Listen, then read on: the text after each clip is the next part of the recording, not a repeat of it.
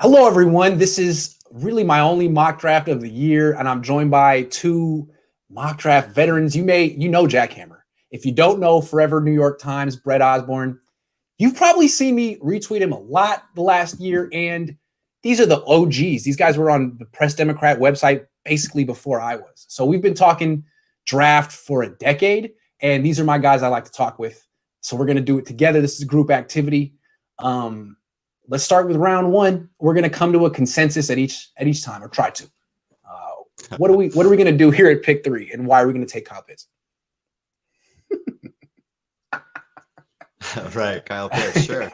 Yeah, we'd love to take Kyle Pitts, right? Yeah, but but that's not going to happen. No, it's not going to happen. For me, I think they say it's down between Trey Lance and Mac Jones now. For me, that's if that's really the only two choices, then there's really only one choice. It's Mac Jones. It's got to be Mac Jones. Trey Lance is, for me, let's talk about Trey Lance. Not in the conversation. I know I talked to you a couple of months ago, and you didn't like him at all. He's interesting because we talked a lot about what do you look for in a quarterback? It's the stuff you can't coach, and that's hard to list all the things that you can't coach in quarterbacks. You're very into field vision and pocket awareness. One thing that I'm into is decision making, because Jimmy can't do it, and I'm not sure that it's coachable. And it seems like just from anecdotal reports about Trey Lance is that he's very good in that department. He's also smart, and that he seems to have these uncoachable traits. Not swayed? No, really, still not swayed on the guy yet. And again, I certainly don't mind being wrong about this character. I just don't see, on tape, I still see a guy who's going to, want to kind of pull it down and run, pull his eyes off the field. He still has too much of a run. I don't want to say a run first instinct, but he's going to still use that too much in his back pocket. I want a guy that's really, throw first, throw second, throw third. And when there's really nothing left out there, then go ahead and use your feet to get out of the pocket. And I just don't think that's who he is. Right. And will he ever become that? I don't know.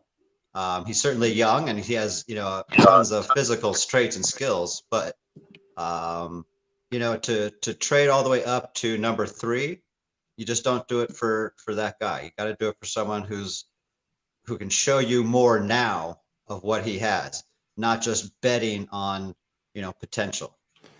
Yeah, as coaches say, potential gets you fired. And are you sure that Trey Lance has the all-world potential that you think he does? He hasn't played in a year. The sample size is small.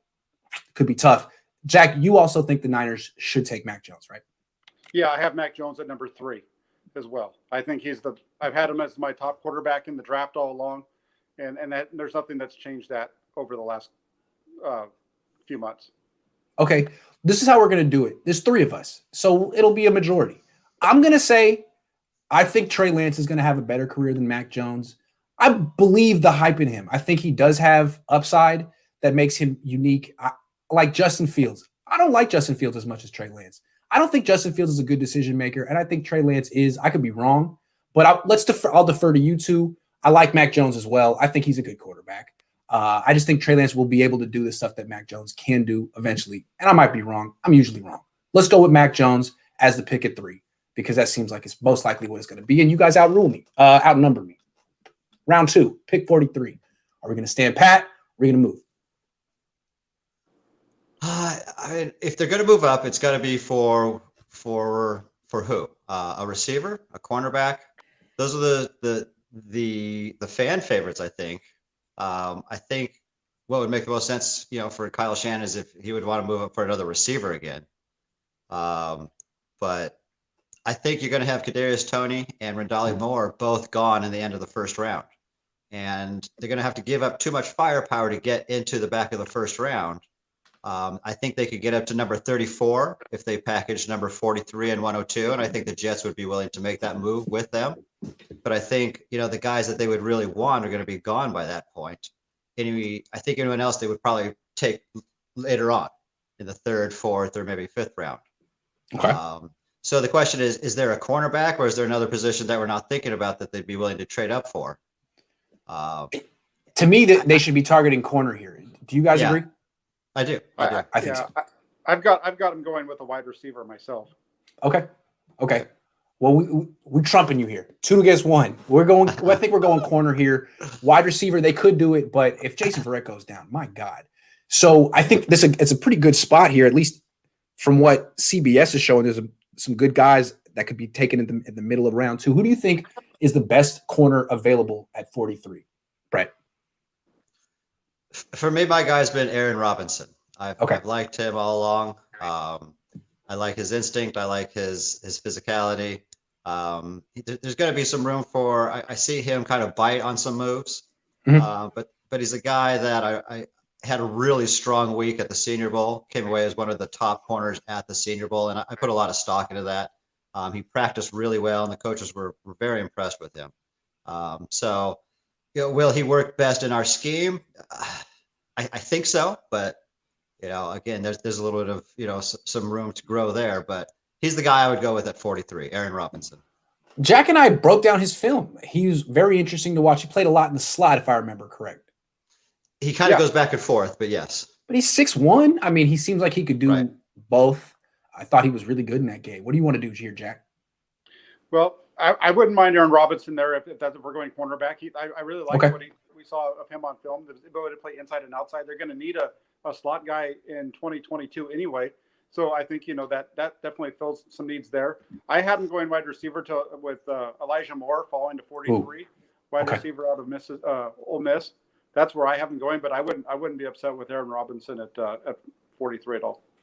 Yeah, I can see Kyle Shanahan going for Elijah Moore. I think let's go with the quarterback, Aaron Robinson, pick 43. I like that pick if the Niners make that pick. That's a hell of a pick. Boom, 102, round 3. What are we going to do here? Well, I think – go ahead. Sorry. Go ahead, Jack. You start this one. Well, I was going to say, no, at this point, this is where I think they can make a trade because the trading the compensation isn't that much or isn't as bad. It's not as rich. So what I had them doing for this pick was actually it really depends on what happens with Garoppolo. I think there's a possibility of them getting Garoppolo and getting a third-round pick maybe next year for him that they can then flip in a trade. And so what I have them doing is trading their pick at 102 plus the 2022 third round to get up to 69. And then at 69, I have them. That's where they get their cornerback. I have them taking Eric Stokes from Georgia. Ooh, I like Eric Stokes. Interesting trade up. What do you want to do here, Brett? I agree that there's a high trade up possibility at 102. When you look at the quality of the players that tend to fall within that first 100 picks, and you look at the gap between where they are picking, they've got to pick at 3, they got to pick at 43, so you've got 40 spaces in there. So they may or may not want to jump in between, but I think the biggest gap is that 43 to 102. If they really want to move up and try and grab one of the last of the cream of the crop players, that is an area, or this is where I would expect them to probably want to jump up. I like the idea of using Garoppolo to maybe pick up a second or third next year. We don't actually have our own third-round pick next year, so we would need to trade, Garoppolo and pick that up. But that's certainly very possible. I know there's a lot of talk now that the Niners have backed off their we need a first-round pick for Garoppolo, so that's going to really open up the possibilities. But I like that. I could see them moving up. I've had them kind of just staying at 102 for the most part, but for me, I tend to go with either Michael Carter, the running back, at 102. I've had him at 102 and 117 a couple of times. I also like them grabbing a wide receiver in this place as well. Let's see, as far as wide receivers go, it just depends on who you're going to get into that range. But, potentially it wouldn't be too early, I think, to grab a Trevon Grimes at that point. I know when you look at all of the mock drafts out there, he falls as far as the 6th and 7th round. Yeah. And I just think there's no way that guy is going to fall that far. And 102 is probably a bit early for it, but I would not feel bad if they grabbed, Grimes at 102. I know that would be very unpopular given what people see him doing mock drafts, but I think given the quality of the player, I think he was kind of shadowed. And I think once he's kind of, on his own and able to really, show what he can do, I think there's a lot of potential with that kid. And I would like him at 102. Yeah, I like him a lot. Jack's back. I mentioned him about a couple hours ago on Twitter. As he just reminds me of Kendrick Bourne in the sense that he can make big time catches away from his frame, but he's bigger than Bourne. He's faster than Bourne. Right. He's better than Bourne. I think he and Kittle in the red zone would be an incredible pair of targets for us. Yes, and the Niners do need a red zone target. They lost Bourne, they lost Reed. Those guys had about 40 targets in the red zone last year. Absolutely. I was thinking to go offensive line in round 3. I don't really know if there's going to be anyone good in the O-line at 102. They could move up for Quinn Miners, although Quinn could go pretty high. It seemed like people like him. So I think the guy at 102 or even 117, if that trade doesn't get traded, Kendrick Green is the guy to really look at and target. He's a guard. Is it Wisconsin, or I'd have to check to see where he's out of. But as far as Illinois fitting the bill, Illinois, thank you. He's a very mobile. He's a very lateral movie type guy. He's definitely zone, rush, and he's someone that I think would be perfect in that 102, 117 range for us if we kept that pick. Okay, so Jack, you wanted to trade up for a corner. Brett, you want to stand pat and take Grimes. I would kind of want to trade up for an offensive lineman, but I don't know, Jack. Have you changed your mind at all? Can we come to a consensus here? I don't really know what to do here. Help me out, Jack. I'd rather take. I mean, if we're looking at, we took a corner in round 2. We took a corner in round 2. Okay. Yeah. So I'm fine with Grimes. I think he's a heck of a player. So if he's sitting there, I would take him. All right, cool. We're taking Grimes at pick 102. I like that pick. All right, let's move on.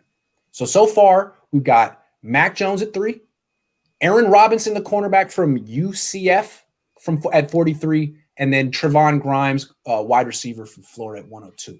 15 picks later, the Niners pick 117, round 4. Who do we take here? This has got to be our O-line. I think this is for sure either the Kendrick Green, Aaron Banks, who's a little bit more of a power rush guard, but I think he's got some mobility, some fluidity to him. I think it'd be way too soon to do a tackle for them. I think they would pick one of up maybe 6th or 7th round or undrafted for them. Center's possibility as well, but I think guard. This is the right place to go guard. Okay, I went a different direction. I have them sticking in their secondary here and taking a safety. I was using the PFF as my model going through it, and Jamar Johnson was still on the board at 117. If he's there at 117, that's a steal because he should be gone in the 2nd round. I think. It's a tough one because safety is a huge need too. They sign a guy like Tony Jefferson.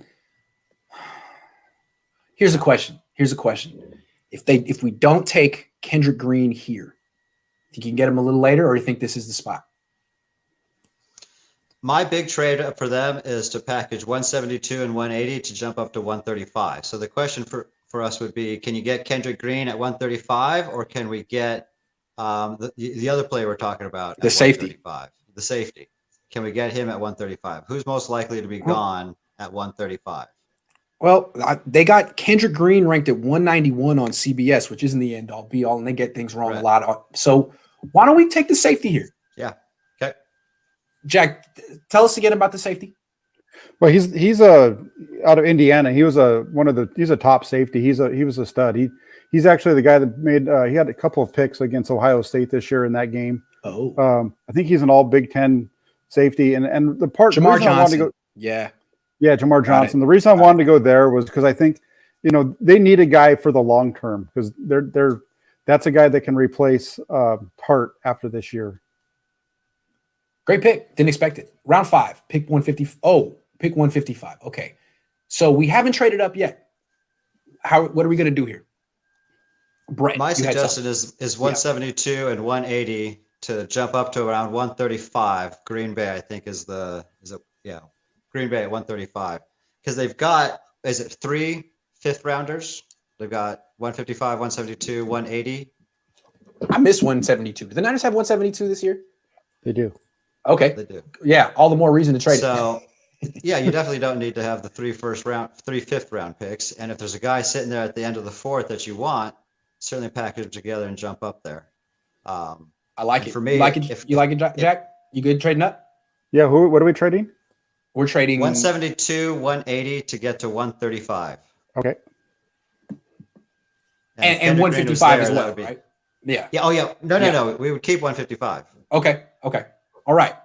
So let's talk about 135 then. Who are we going to take there? We're going to take Kendrick Green, the offensive lineman. I think if he's there, that would be a hell of a value. Okay. Yeah. Tell me again about him. He's more of a mobile zone blocking fit. He fits our zone blocking scheme. I think a best of most, if not all, of the guards that can be taken in this range.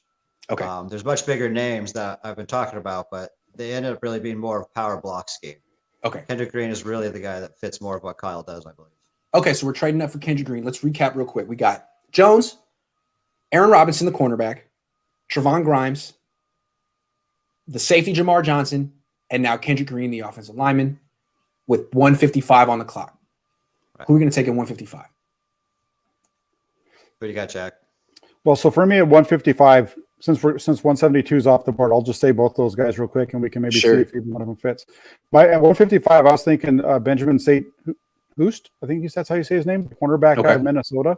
And the thought there was they need to build up that depth, so that's why they would go there. Or the other one at 172, I had Josh Palmer, which is a wide receiver out of Tennessee. He's a bigger guy, like 6'2", Kendrick Bourne type of size, kind of to replace him. So just depends on if you want to go corner or wide receiver, or maybe there's another position you guys think we should go. At 155, if he was still around, I liked the edge player, Jonathan Cooper. I don't know if I'm, dreaming that he's going to still be around that late, but if he was, I think he would be, a solid pick in that range. I've gone safety and a second guard a few times in that 155 range as well. So, what about a running back? Another running back is certainly possible. I don't know if there's really any of the pass catchers that are in that range. I've liked Kylan Hill from, I think, Mississippi State, but he's really more of your power back style. What about Demetric Felton from UCLA? They have him at 144 on CBS. Is he? People like him. Everything I read about him is that they're really projecting him more as receiver, slot guy, specialty play type guy. Oh, okay, gadget guy. Yeah, okay. He seems like he'd be more of like a slot guy. If you're going to, that's kind of like he's kind of a cheaper version of Amari Rodgers from Clemson. Okay.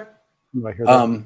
I mean, I think he's interesting because if the Niners do take a running back, they might want the pass catching specialist, which they don't have right now, which was what McKinnon was supposed to be, I guess. So I don't know if Felton would be there. Who do you guys want to go with here? I'm open-minded. The only thing I'll throw in is that I have Jonathan Cooper on my list too. I have him on I have him at 194. I mean, if you can get an edge guy with upside in the 5th round, why would you not take that? Why would you take a running back over that guy? I like that. I'm good with that. Jonathan Cooper. Going to Cooper. Cooper at 155. Is his name Jonathan Cooper or is it something else? Jonathan Cooper was the offensive lineman from 10 years ago.